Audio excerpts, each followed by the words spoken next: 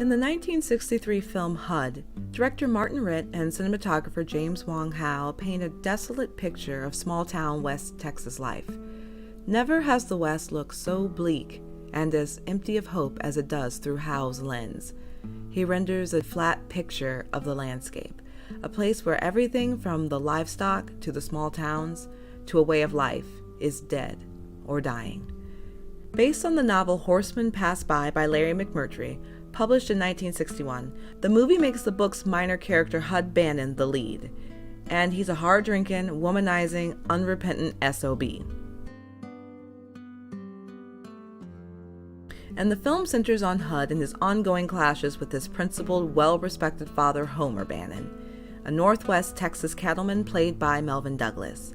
When an outbreak of foot-and-mouth disease puts the family's cattle ranch at risk, Lonnie, Homer's grandson and Hud's nephew, is caught up in the conflict and forced to choose which man's footsteps he will follow. And then there's Alma, the family's housekeeper, one of the few that can go toe-to-toe with Hud.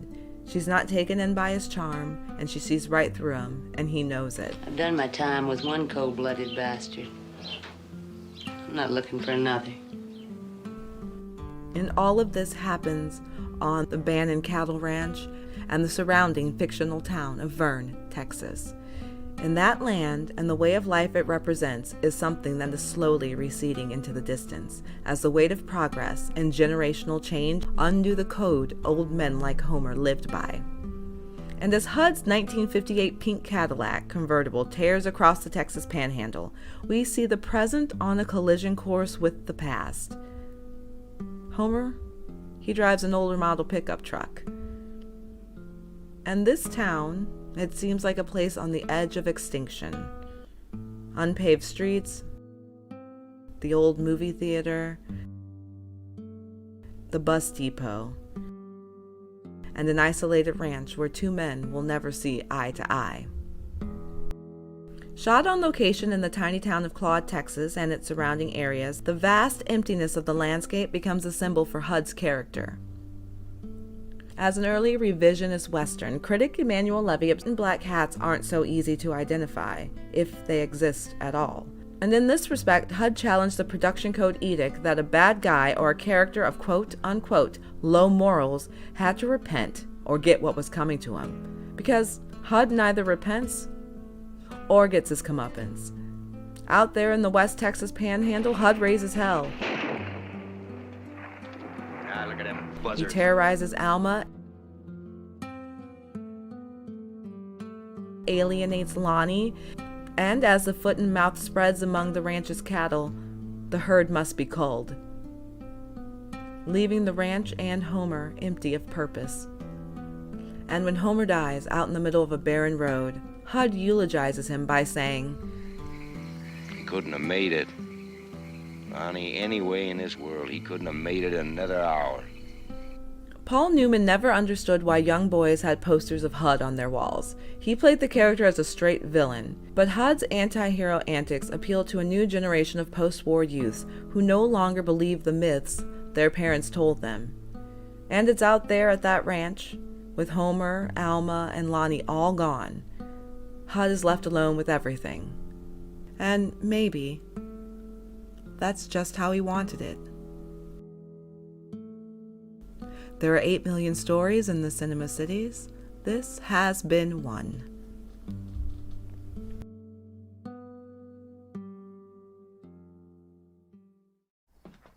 Wild-eyed Homer Bannon.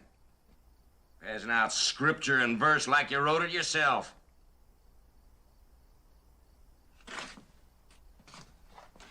So I just naturally had to go bad when the face is so much good.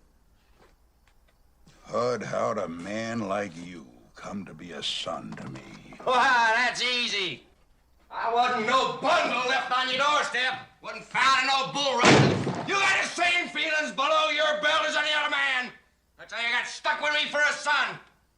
Whether you like it or not. The 60s were a rough transition for America. Major shifts seemed to be occurring in every fabric of society, from civil rights to sexual mores. The Vietnam War was fueling distrust in political institutions, while women's rights were highlighting a break in oppressive traditions. The old seem to be fading away more radically than ever before. Like the era it was made in, HUD was a key shift. As one critic put it, it's a transitional film between the naive westerns of the 1960s and the more cynical ones later in the decade. On one hand, it is a compelling drama of small town life and family tribulation, but through its lens of father son conflict, it also captures the angst in the loss of authority, the gap between two different generations, and a yearning for the good old days.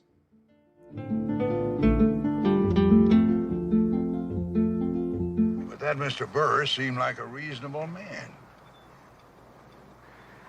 You think they'd come in here and liquidate? Hell yeah, they'll liquidate. You got what they say you got. The film chronicles the hardships of the O'Bannon family, headed by its elderly patriarch Homer, played by Melvyn Douglas. He owns a cattle ranch and runs it with the help of his son, Hud, played by Paul Newman, and Hud's wide-eyed nephew, Lonnie, played by Brandon deWilde. Here you go. Thanks. If the O'Bannon boys run the ranch, their housekeeper, Alma Brown, runs the household. I'm gonna leave those dishes till later. I just gotta get off these feet. The kitchen's your department, Elmer. Yeah, I've seen enough of it for today. The film draws much of its power from its relationships, told mainly through Hud's exploits and conversations. A drunken womanizer, he can't help but switch from ranch hand to ladies' man any chance he can get. Though he's weak with vice, he possesses a certainty and a bravery that doesn't quite cross into foolishness. He's sly and not shy. By any chance, did you there, young lady? No. It's funny. I was sitting way on the other side of the room, and I got a little bit encouraged.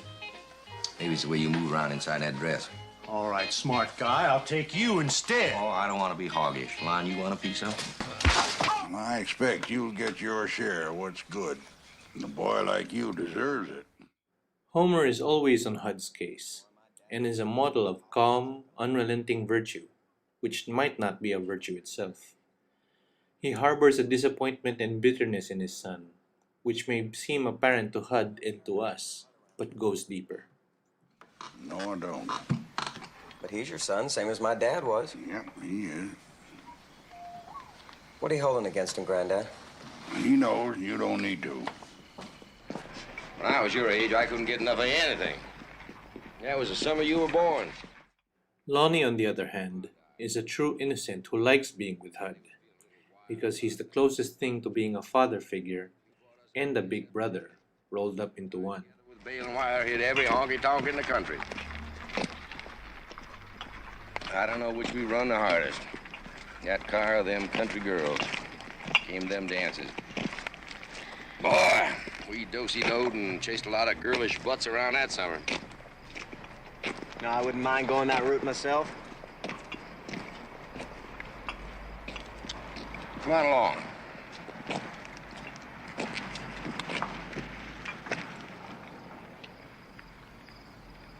No, I don't think so. All right. You get on the telephone tonight and sell every breed cow you own. They haven't got a chain on you yet. One day, Homer finds one of his cattle dead, and the family finds out soon enough that it is the worst thing that could happen to their way of life. It only brings out the ugliest in Hud's and Homer's bitterness towards each other, and brings out ethical questions on how to cope with what is to come. Before the news gets out. And take a chance on starting an epidemic in the entire country. Why, this whole country is run on epidemics. Where you been? Epidemics, a big business prize fixing, crooked TV shows, income tax finagling, souped up expense accounts. How many honest men you know? You take the sinners away from the saints, you're lucky to end up with Abraham Lincoln. Oh, I say, let's us put our bread in some of that gravy while it is still hot.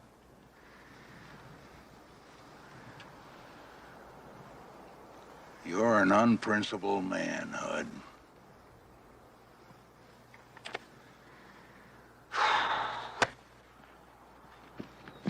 Well, don't let that fuss you. I mean, you got enough for both of us.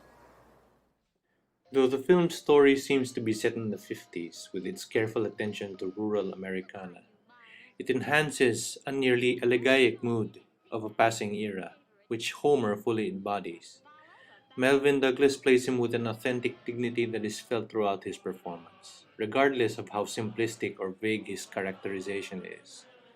Even with a simple sing-along moment, he finds a way to bring out his heart. In a cavern, in a canyon, excavating for a mine, dwelt a miner, 49er, and his daughter Clementine. Oh, my darling, oh, my darling, oh, my darling Clementine, thou art lost and gone forever. Dreadful song. Though Homer might be the counterpoint which Hud plays against, it's his relationship with Lonnie which helps us sympathize with him. Brandon deWilde completely conveys a guilelessness which we can't help but reminisce on and care for.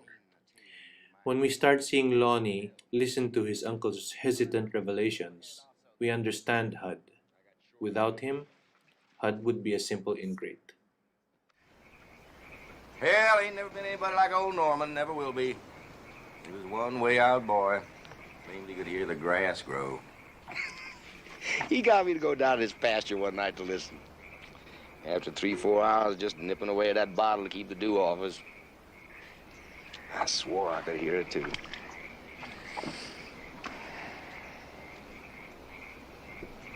That's the night I wrapped up the car.